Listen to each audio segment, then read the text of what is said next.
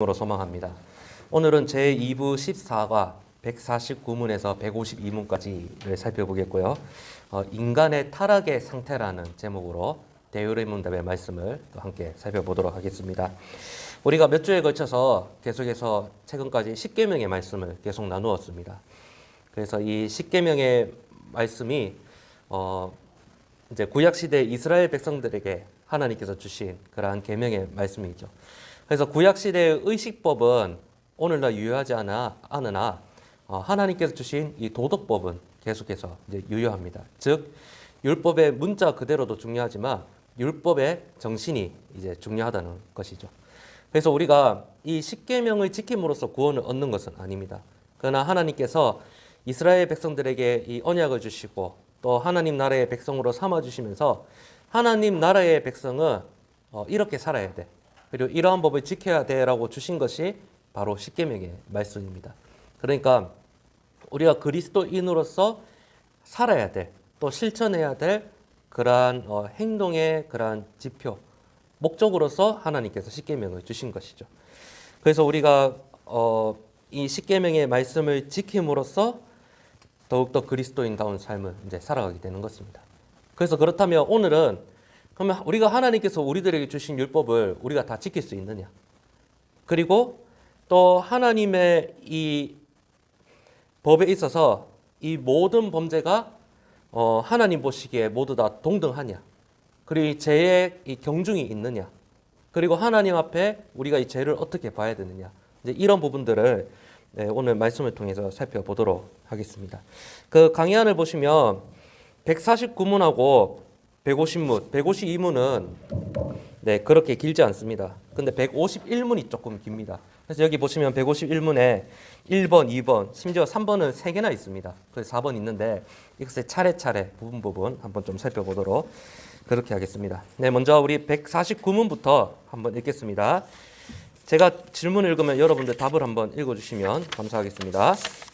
제 149문, 하나님의 계명들을 완전하게 지킬 수 있는 사람이 있는가? 어떤 인간도 스스로든지 혹은 현세에서 받은 어떤 은혜로든지 하나님의 계명들을 완전하게 지킬 수 없으며 생각과 말과 행동에서 매일 그것들을 어긴다. 그래서 1번 질문을 보시면 어떤 인간도 하나님의 계명을 완전하게 지킬 수 없다는 것이 왜 사실이냐 질문을 하고 있습니다. 이것에 대한 대답이 무엇이죠? 모든 사람은 원죄로 말미암아 타락하고 부패하였기 때문에 하나님의 모든 계명을 완전하게 지킬 수 없다는 것이 대유리문답의 또 성경의 가르침이죠. 그래서 이 원죄는 사람의 삶과 행동의 도덕적인 성질을 결정하는 것입니다. 성령으로 거듭났다 하더라도 완전한 성화에 이르기까지 이 원죄의 부패는 완전히 근절되지 않으며 그냥 우리의 죄를 억제하는 그러한 역할을 할 뿐이다. 대유리문답이 이렇게 가르치고 있습니다. 하나님께서 우리들에게 요구하시는 이 의로움의 기준은 바로 도덕적 완전함을 요구를 하십니다. 그리고 하나님의 이 완전함과 의로움은 변할 수 없는 하나님의 속성이고 하나님의 성품이기 때문에 이 하나님의 도덕법의 요구가 한 번도 변경된 적이 없습니다. 그런데 이 도덕적 완전으로부터 일탈하는 것이 무엇이냐? 그것이 바로 이제 죄입니다. 그래서 이 세상에서 도덕적으로 하나님의 기준에서 도덕적으로 완전한 삶을 사셨던 사람은 누구밖에 없느냐? 오직 예수 그리스도밖에 없습니다. 그러니까 이 땅에 살아가는 모든 사람은 이 도덕적 완전의 기준을 성취할 수 없다는 거죠. 우리가 물론 이 예수 그리스도를 믿고 또 성령으로 우리가 또 날마다 새로워지면서 죄를 짓지 않고 죄를 거부할 수 있습니다. 그러나 그것을 완전한 성화에 이르는 것이 아니라 무엇이라고요? 이 생에서의 죄를 이제 계속해서 억제하는 역할만 할 뿐이라는 것입니다. 자, 우리 150문 함께 읽어보겠습니다. 제가 질문 읽고 여러분 답을 읽어주시기 바랍니다. 제 150문, 하나님의 법의 모든 범죄가 본질적으로 그리고 하나님 보시기에 동등하게 흉악한가? 하나님의 법의 모든 범죄가 동등하게 흉악하지 않고 어떤 죄는 본질적으로 그리고 여러 가지 악한 요인들 때문에 다른 죄보다 하나님 보시기에 더 흉악하다. 어떤 죄는 모든 죄가 동등하지 않다는 거죠. 어떤 죄는 상대적으로 좀 가벼운 죄가 있을 수 있지만 어떤 죄는 좀 더 무거운 죄가 있을 수 있다라는 겁니다. 그렇다면 1번 질문을 보면 하나님 보시기에 모든 죄가 다 흉악한 죄인가? 이 죄의 정도가 있을 수 있지만 하나님께서 보시기에 아무런 문제가 되지 않는 죄란 없습니다. 가장 사소한 죄라고 할지라도 무한하시고 거룩하신 하나님을 대적하는 것이 됩니다. 그리고 아무리 가장 작은 죄라 할지라도 영원히 그것은 죄악이 됩니다. 그러나 어떤 죄는 그 자체로 다른 죄보다 악하며 어떤 죄는 여러 가지 악화 요인들로 인해서 하나님 앞에 더 중한 죄가 될 수 있다. 이렇게 대의문답이 가르치고 있습니다. 근데 성경은 기본적으로 이렇게 말씀하고 있습니다. 모든 죄가 하나님의 영원한 형벌을 받기에 충분한 죄요. 그 결과는 사망이라고 가르치고 있습니다. 로마서 6장 23절에서 그렇게 말씀하죠. 죄의 삭은 사망이다. 그렇게 말씀하고 있잖아요. 즉, 이 죄의 경중의 차이는 있지만 모든 죄는 하나님 앞에 어떻다? 동등하다. 그리고 죄의 결과는 사망이다라는 겁니다. 근데 가톨릭 교회는 보면 이 죄의 정도를 구분해서 가르치기도 합니다. 치명적인 죄가 있고 경미한 죄가 있다고 합니다. 그래서 이 치명적인 죄는 영원한 사망과 영원의 정죄를 가져오는 이 하나님의 계명을 위반하는 죄다. 그렇게 하고요. 그리고 경미한 죄는 하나님의 계명에 대한 그냥 사소한 위반이다. 이렇게 이 죄의 등급을 가르칩니다. 그러나 성경적인 기준에 봤을 때 이것은 바른 가르침은 아닙니다. 죄의 어떤 이런 경중은 있다 하여도 모든 죄는 하나님 앞에 동일한 죄입니다. 요한일서 5장 16절을 보면 또 이렇게 말씀을 합니다. 무엇이라고 말씀하냐면 사망에 이르는 죄와 사망에 이르지 않는 죄가 있다. 이렇게 말씀을 합니다. 사망에 이르는 죄는 이 회개의 가능성이 전혀 없고 이 영원한 사망을 낳는 죄의 형태를 의미합니다. 이것은 예수 그리스도를 믿지 않는 사람이 이제 처해 있는 이제 그러한 상태고, 이것은 이제 복음을 고의적으로 단정적이며 오랫동안 거절한 상태. 그것이 이제 사망에 이르는 죄라고 합니다. 그런데 사망에 이르지 않는 죄는 이 그리스도인들에게 이제 해당되는 것인데 고의적이며 이 영구적으로 이제 그리스도를 거절하기에 모자르는 죄다. 이제 이렇게 설명할 수 있겠습니다. 그러니까 이 그리스도인들도 이 죄를 짓지 않습니까? 저희도 죄를 짓지 않습니까? 근데 이러한 죄는 사망에 이르지 않는 죄로 볼 수 있습니다. 그래서 요한일서 5장 16절에 보면 이 죄를 짓는 자들을 위해서 기도해 주어라고 말씀을 하고 있습니다. 그리고 그러한 기도를 통해 하나님께서 그를 영적 회복의 상태로 돌아오게 해주실 것이다. 그러한 이제 약속을 줍니다. 그러니까 이 차이가 분명하죠. 비그리스도인과 그리스도인의 그러한 이 거듭남의 차이가 분명함을 보여주는 그러한 말씀이리라 생각을 합니다. 자, 이제 151문 함께 보겠습니다. 자, 151문을 보시면 하나하나씩 읽겠습니다. 자, 먼저 1번 여기 범죄자라고 있죠. 자, 1번 먼저 함께 읽겠습니다. 제가 질문을 읽고 여러분들 답을 읽어주시면 감사하겠습니다. 제 151문 어떤 죄를 다른 죄보다 더 흉악하게 만드는 가중 요인이란 무엇인가?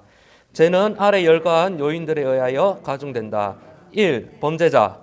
그가 보다 성숙한 연령에 이르렀는지 더 많은 경험이나 은총을 가졌는지 혹은 직업, 재능, 위치, 직책, 타인에 대한 지도성 그리고 그의 모범이 당연히 타인에 의해서 추종되어야 하는가에서 있다면 그만큼 가중된다. 네, 1번까지만 읽겠습니다. 그러니까 어떤 죄를 다른 죄보다 더 흉악하게 만드는, 더 중하게 만드는 가중 요인이 무엇이냐라는 것인데, 그러니까 어떤 사람의 유형이 죄를 지었을 때 그 죄가 가중되느냐, 이것이 바로 이제 그 151문의 1번의 핵심입니다.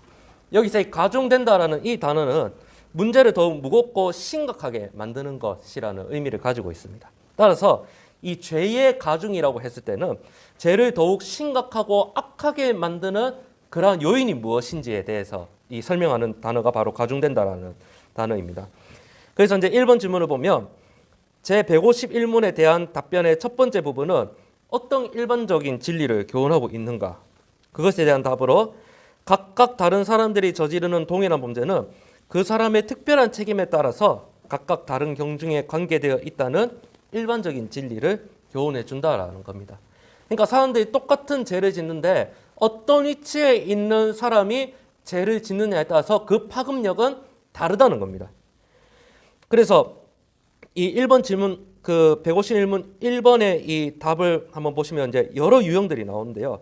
여기서 보면 이 성숙한 연령이라는 단어가 나옵니다. 이 질문을 보시면 성숙한 연령에 있는 사람들은 누구냐 하면 이 하나님의 뜻과 그의 은혜와 구원을 배우고 경험하며 유혹을 극복할 많은 기회를 가진 자들이라 이렇게 이제 설명을 하고 있습니다. 그러니까 이제 영적으로 다른 사람들에 비해서 좀 더 성숙된 사람, 먼저 앞선 사람 이런 의미를 가지고 있습니다. 근데 이들은 일반 젊은이들보다 더 큰 지혜와 경험과 더 나은 판단력을 가지고 있기 때문에 성숙한 연령에 있는 자들이 죄에 빠지면 그것은 더욱 가중된 범죄가 됩니다. 왜냐하면 이 젊은 사람들은 이 신앙적으로 성숙한 사람들에 대해서 어떤 기대를 가지고 있습니까? 아, 저분은 이제 우리보다 다를 거야.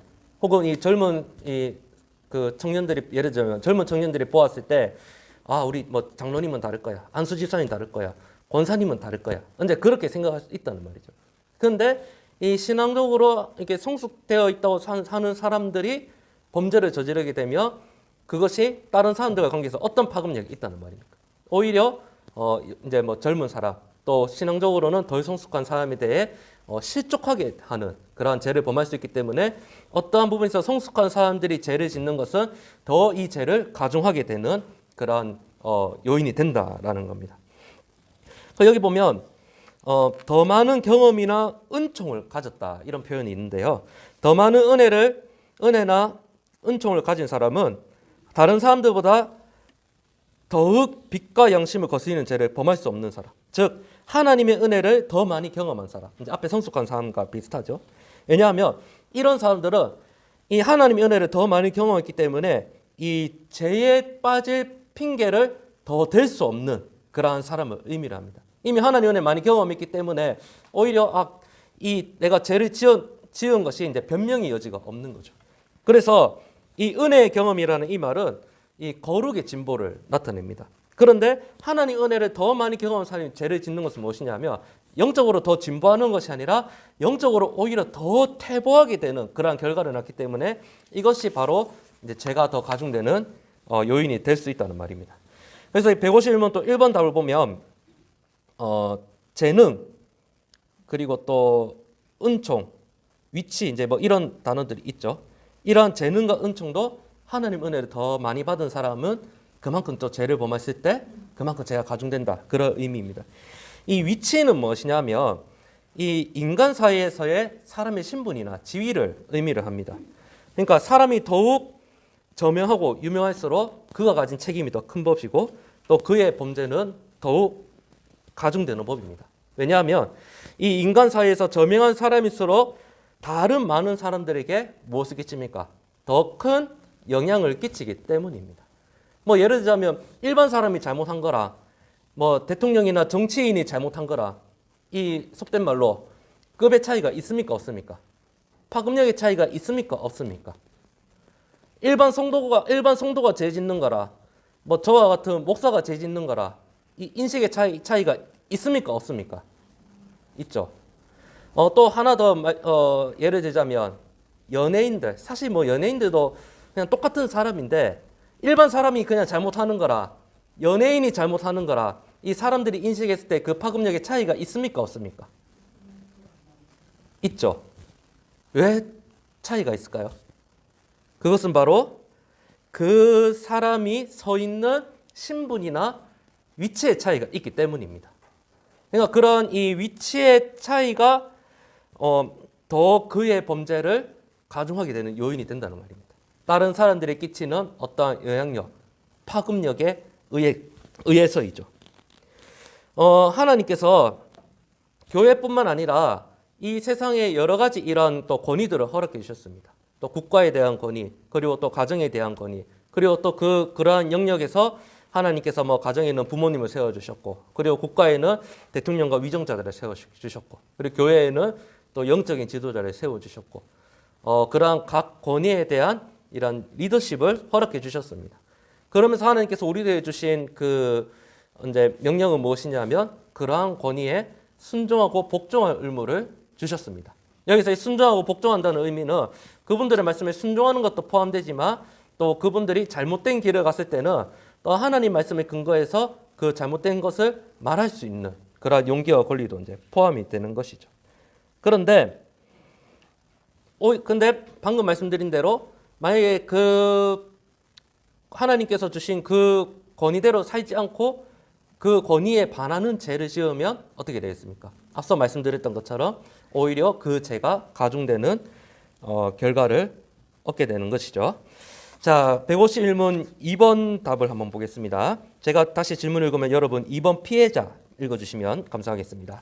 제 151문 어떤 죄를 다른 죄보다 더 흉악하게 만드는 가중 요인이란 무엇인가?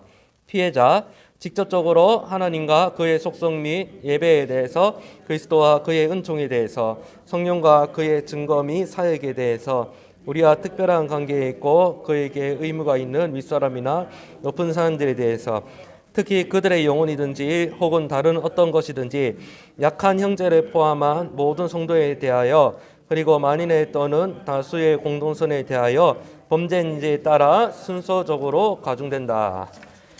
이것은 무슨 말입니까? 우리가 어떤 대상에 대해서 죄를 짓게 되었을 때에 어떻게 죄가 가중되는지 그러한 설명입니다. 이제 피해자의 입장에서 말씀하는 겁니다. 자, 그러면 1번 질문을 보면 우리는 인간에 대해서 죄를 짓는 것인가? 아니면 오직 하나님을 거스려 죄를 짓는 것인가? 우리가 인간에게 죄를 짓지만 그것이 하나님께 죄를 짓는 것인지, 아니면 우리가 하나님께 죄를 지으면 그것이 인간에게도 죄 짓는 것이 되는지, 그러한 질문입니다. 이러한 질문에 대한 대답은 이것입니다. 우리가 동료를 해야 하는 죄를 범할 때 실제로 그것은 하나님을 대적하는 것이 됩니다.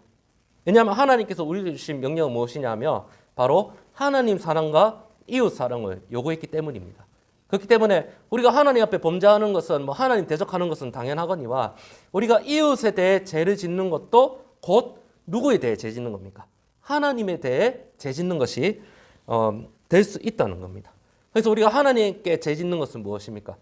우리가 그리스도를 대적하는 죄는 곧 성부 하나님을 대적하는 죄가 될 수 있습니다.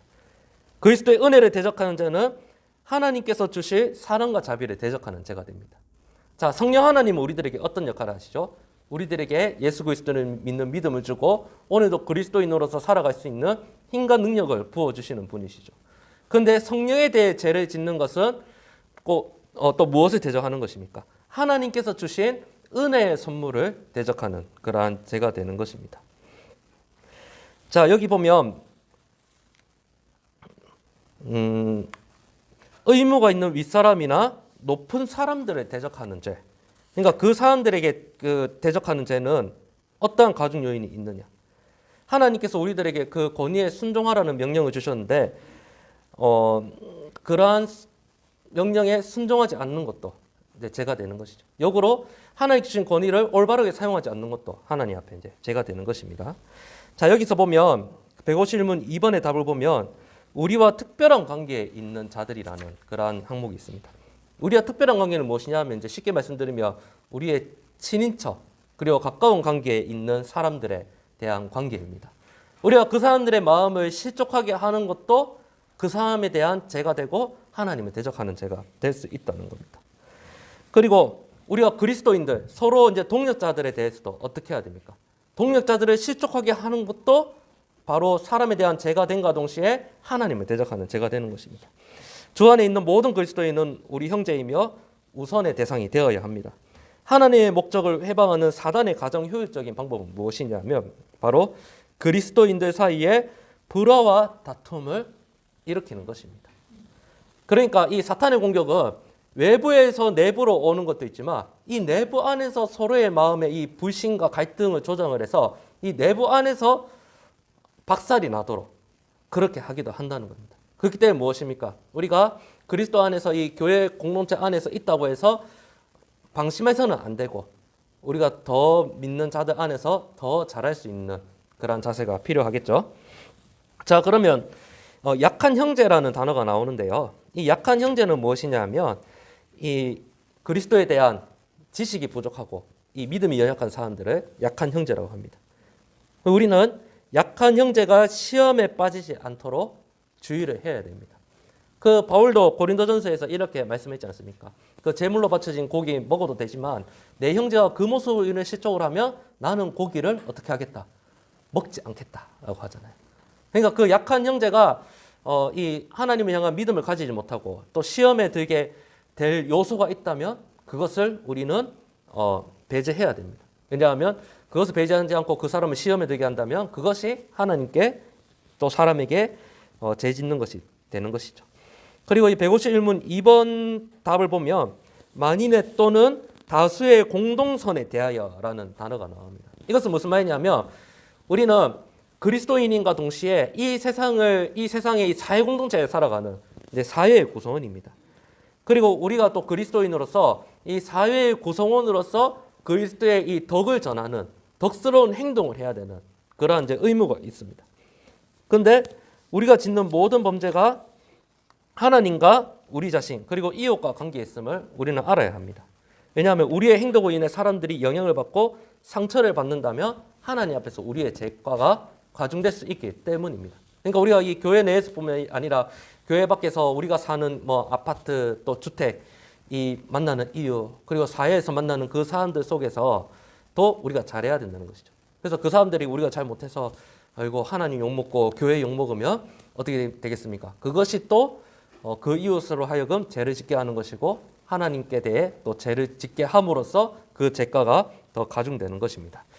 자, 제가 다시 151문을 읽으면 여러분들이 3.1문에 대한 답을 3.1에 대한 답을 읽어주시면 감사하겠습니다. 어떤 죄를 다른 죄보다 더 흉악하게 만드는 가중 요인이란 무엇인가? 범죄의 본성과 품질, 율법에 명시된 조문인지 많은 계명들을 함께 범했는지 또는 그 속에 많은 죄들이 포함되어 있는지에 따라서 단지 마음속에서 생각했을 뿐 아니라 실제로 말과 행동에서 나타내었는지 타인을 중상했는지 그리고 배상의 여지가 있는지에 따라서 가중된다.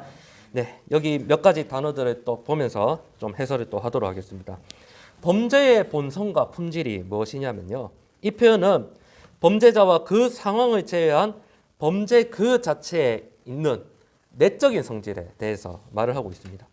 여기 이 3.1 답을 보면 율법에 명시된 조문이라는 단어가 맨 앞에 나오죠. 이것은 뭐냐면 성경에 주어진 이 실제의 계명, 말씀을 의미하는 겁니다.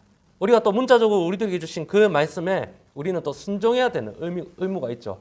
그런데 이런 외적인 것 말고도 이 죄를 일으키는 내적인 동기가 더 중요하다는 말입니다. 그래서 그 1번 질문을 보시면 모든 죄는 어디서 시작하는가? 사람의 마음 또는 가장 깊은 곳에서 시작이 되고 죄는 마음으로부터 나오며 말과 행동이라는 이 외면적인 행동을 통하여 이제 표출이 되는 것입니다. 즉 행동 이전에 죄를 짓게 하는 내적인 원인이 있다는 겁니다. 그런데 또 보면 무엇입니까? 하나님 앞에서 죄를 마음에 품는 것만으로도 죄임을 잊어서는 안 되지만 죄를 실제적인 행동으로 표현하는 것이 어떻다고요?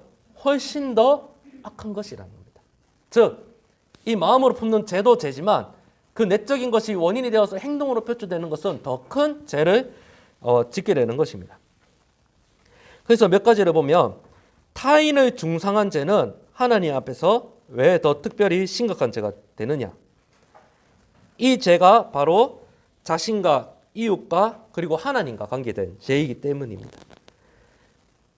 이 죄를 지은 그러니까 나 자신과 하나님과만 알게 되면 이게 하나님 앞에서 그 이제 죄가 하나님을 대적하는 죄가 되는 것이지만 나의 죄가 다른 사람들에게 피해를 주는 죄가 된다. 그러면 하나님과 더불어 그 사람에게도 이 더 심각한 죄를 짓게 되는 것입니다. 자, 이 배상의 책임이라는 단어가 있는데요. 이것은 무엇이냐 하면 우리가 하나님 앞에 죄에 대한 용서를 받았지만 그 죄에 대한 잘못에 대한 대가는 치러야 된다는 것을 의미를 합니다. 그 지난주입니까? 그 지난번에 그 저희 다른 목사님께서 말씀하셨던 것 같은데 그 이제 밀양 영화 이제 이야기를 했잖아요. 이 죄인 그 죄수가 감옥에서 하나님 만나고 나는 용서받았다라고 했지만 이 죄수가 하나 빠뜨린 것이 무엇입니까? 자신의 잘못을 저지른 사람에 대한 자신의 죄에 대한 충분한 대가를 지불하지 못했기 때문이죠. 그래서 우리가 예수님을 믿을 때에 우리 죄 용서받았다. 아, 기쁘다. 이렇게 쉽게 생각할 수 있지만은 이미 우리 죄에 대한 대가가 있었습니다. 이 죄의 결과는 죽음이라 했지 않습니까? 그 대가를 누가 대신 치렀습니까? 우리가 치러야 되는데 예수님께서 십자가에 죽으심으로써 그 죄에 대한 대가를 치르게 된 것입니다. 우리는 뭐 이 죄 짓고 나서 하나님 앞에 회개하며 용서받았다 이렇게 이제 생각할 수 있지만, 그렇다고 죄를 쉽게 여겨서는 안 됩니다. 우리가 이 사람과의 관계에서 죄를 지을 때 어떤 죄는 우리가 배상해야 될 죄가 있습니다. 예를 들자면 우리가 다른 사람의 것을 훔쳤습니다. 그러면 내가 하나님께 용서받았다 해서 그 사람에게 내가 치러야 될 대가가 다 없어지는 겁니까? 아니죠. 그 사람에 대한 내가 진짜 하나님 앞에 용서를 받고 죄를 회개했으며 그 어떤 뭐 물질적으로 그 사람에게 피해를 끼쳤다면 적어도 그 사람에게 그러한 대가를 우리가 치를 수 있도록 해야겠죠. 그런데 우리가 배상할 수 없는 죄도 있습니다. 어떤 것이냐면 뭐 살인을 저질렀다든지 혹은 간음을 저질렀다는 것은 어떤 이 물량적인 대가로 치를 수 없는 죄죠. 그러니까 무엇입니까? 우리가 다른 사람들과의 관계에서 이 배상의 책임, 모든 죄에는 대가가 있다는 겁니다. 그러니까 우리가 다른 사람들의 그 죄 가운데서 우리가 하나님께 용서받았다, 그것이 끝이 아니고 진심으로 회개를 했고 용서를 한다면 내가 피해를 끼친 그 사람에게 찾아가서 뭐 사과를 하든지 또 막 맛있는 밥을 사든지 아니면 큰 피해를 입혔다면 적어도 그에 상응하는 그런 보상을 할 수 있는 것이 바로 죄에 대한, 회개에 대한 책임 있는 그리스도인의 삶이라 할 수 있겠습니다. 자, 3.2번 답을 읽어보겠습니다. 어떤 죄를 다른 죄보다 더 흉악하게 만드는 가중 요인이라 무엇인가?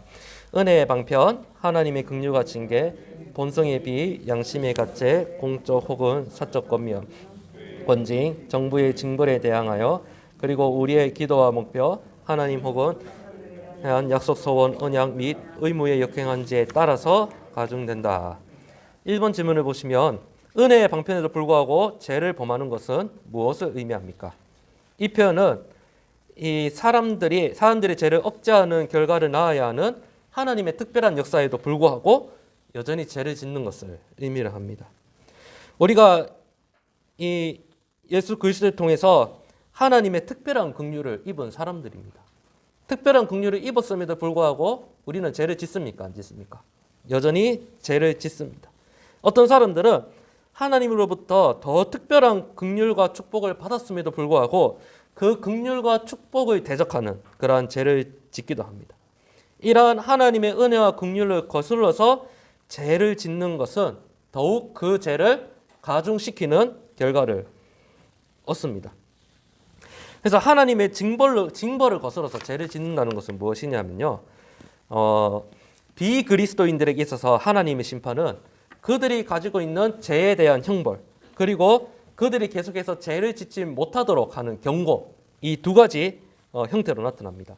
그러나 그리스도인에게 있어서의 이러한 하나님의 징벌은, 하나님의 심판의 징계의 목적은 무엇이냐면요, 더욱더 그들이 성화의 단계를 나아가면서 죄를 억제할 수 있도록 그러한 돕는 역할을 합니다.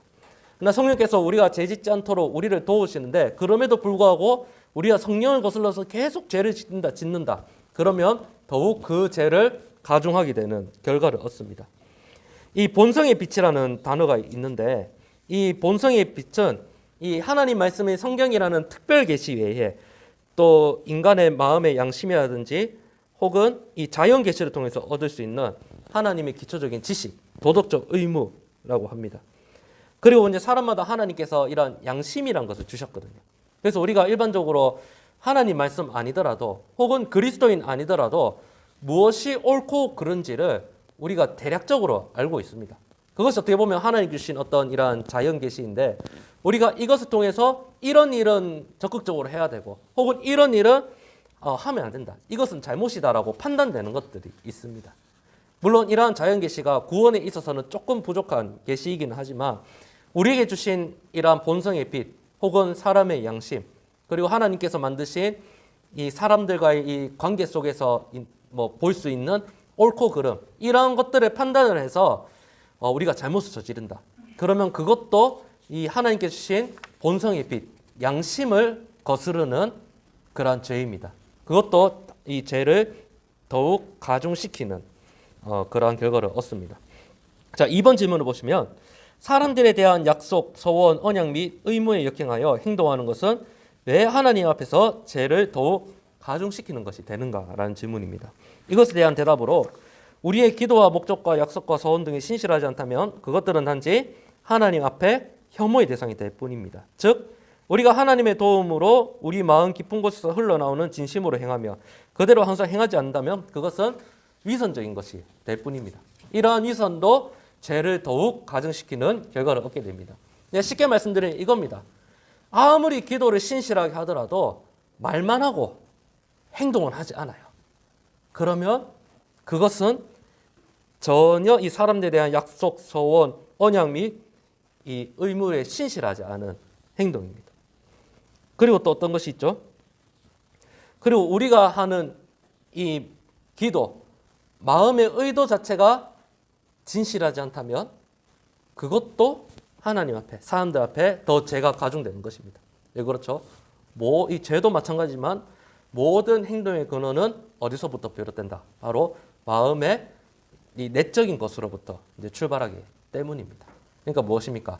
말과 행실, 그리고 마음과 진심이 동일하게 드러나야겠죠.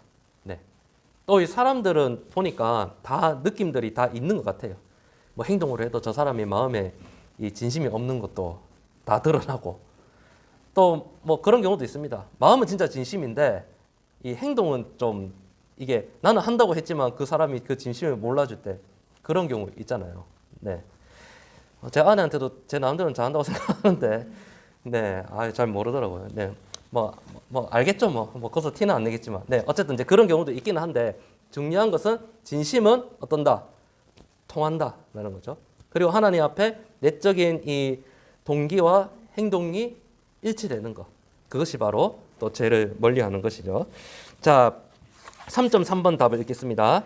어떤 죄를 다른 죄보다 더 흉악하게 만드는 가중 요인이란 무엇인가? 그리고 의도적으로, 의지적으로 주제넘게, 바람치하게, 자랑스럽게, 악의를 가지고 자주 고집스럽게, 영케하게 또는 회개한 후에 다시 범죄했는지에 따라서 가중된다. 네, 여기 단어들이 많이 등장합니다. 자, 의도적으로 죄를 짓는 것이 무엇이냐? 그것은 사전에 어느 정도 마음에 두고 작정하고 죄를 짓는 것을 의미합니다. 의지적으로 죄를 짓는 것은 그것이 옳고 그른지와 관계없이 내 방식대로 내가 하고 싶은 대로 죄 짓는 것을 의미합니다. 주제넘게 죄를 짓는 것은 하나님이 죄를 용서해 주실 것을 기대하면서 일부러 죄를 짓는 것입니다. 이 모든 것이 하나님 앞에 우리의 죄를 더 가중시키는 요소가 됩니다.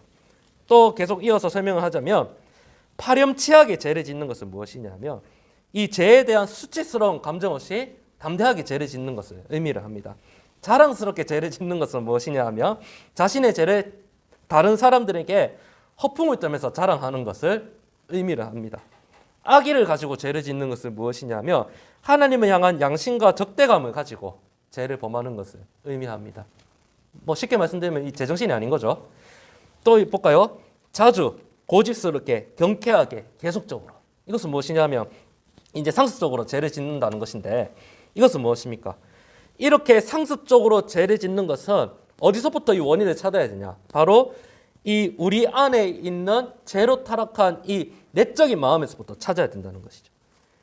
그것은 사람이 상습적으로 죄를 짓는 것은 이 인간의 원죄와 전적 타락으로부터 이제 비롯된다는 것이죠.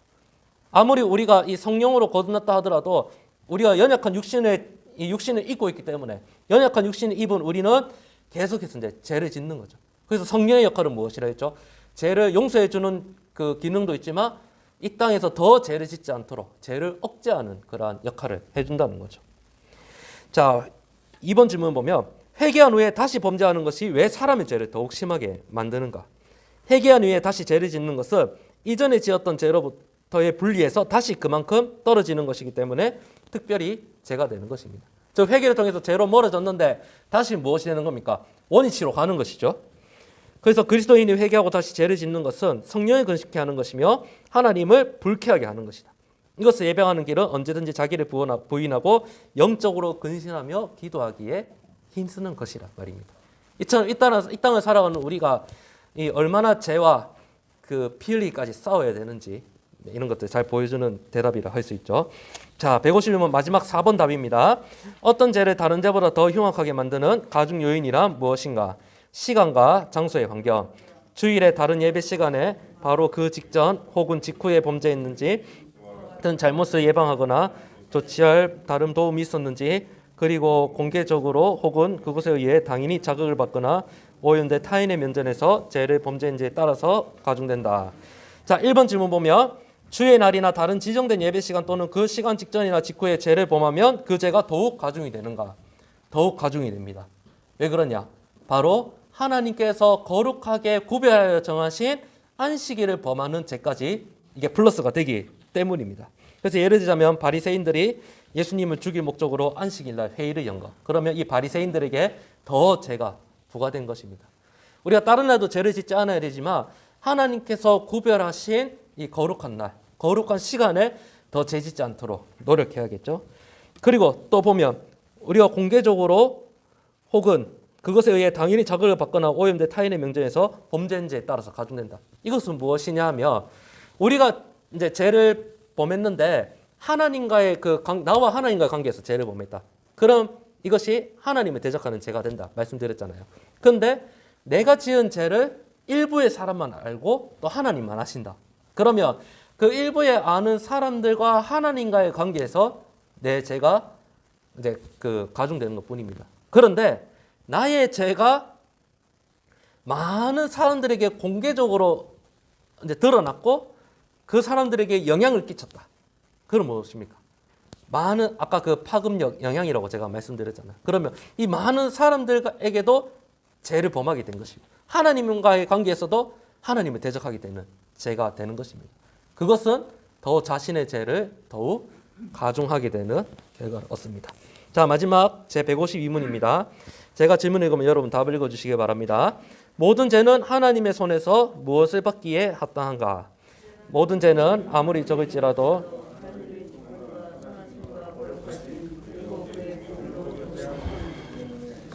내세에서 그의 진노와 저주를 받기에 합당하며 글수와 피가 아니고서는 결코 속죄될 수 없다.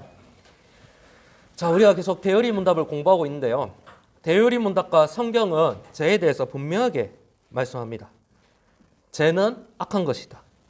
그리고 가장 적은 죄라고 할지라도, 그러니까 작은 죄라고 할지라도 이 하나님의 권위에 대적하는 그러한 결과를 초래하게 된다는 것이죠.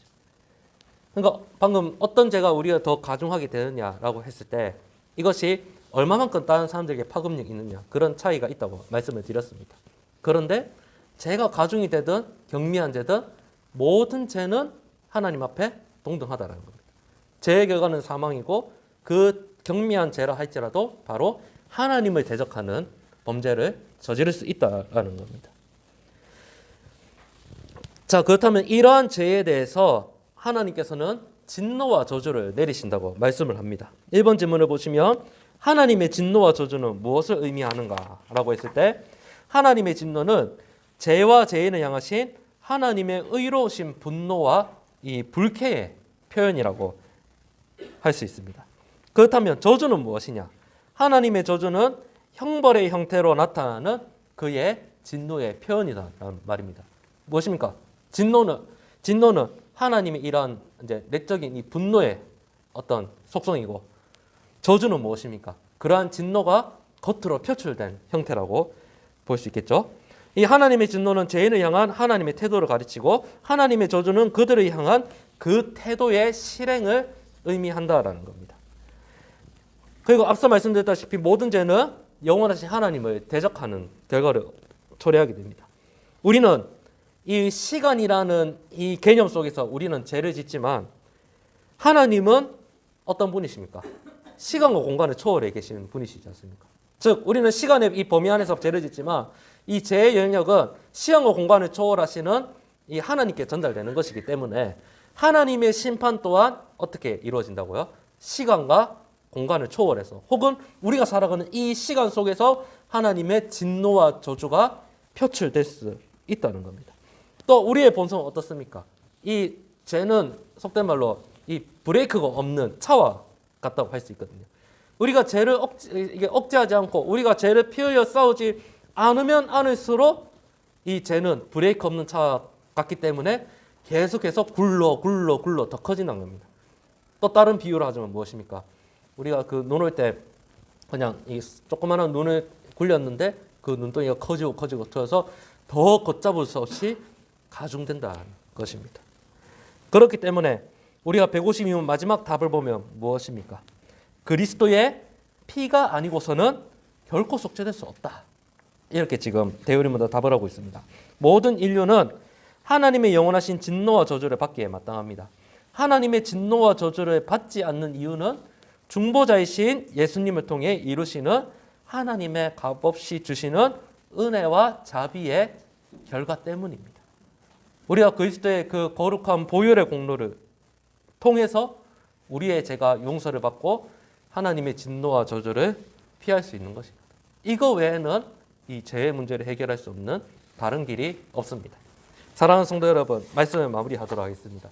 우리가 몇 주에 거쳐서 십계명의 말씀을 보았습니다. 십계명의 말씀을 보았지만 우리는 하나님께서 요구하신 모든 도덕법의 계명을 모두 지킬 수 없습니다.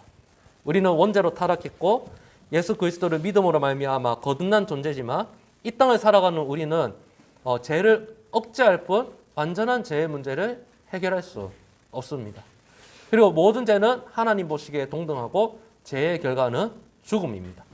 그런데 어떠한 죄는 이 상황에 따라서 더 그 죄를 가중하게 되는 요소들이 있습니다.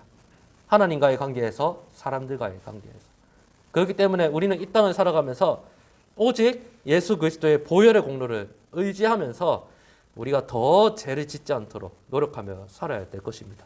저와 여러분들이 날마다의 삶 가운데서 이 성령의 능력을 의지하면서 하나님 보시기에 또 기뻐하는 일들을 행할 수 있는 저와 여러분들의 삶이 되실 수 있기를 진심으로 소망합니다. 아멘. 기도하겠습니다. 하나님 감사합니다. 오늘 말씀을 통해서 우리가 죄에 대하여 얼마나 연약한 존재인지, 그리고 하나님의 은혜 아니고서는 살아갈 수 없는 존재임을 고백합니다.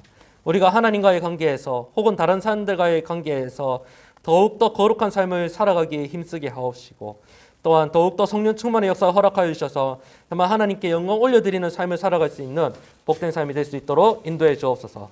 감사드리며 예수님의 이름으로 기도드립니다. 아멘.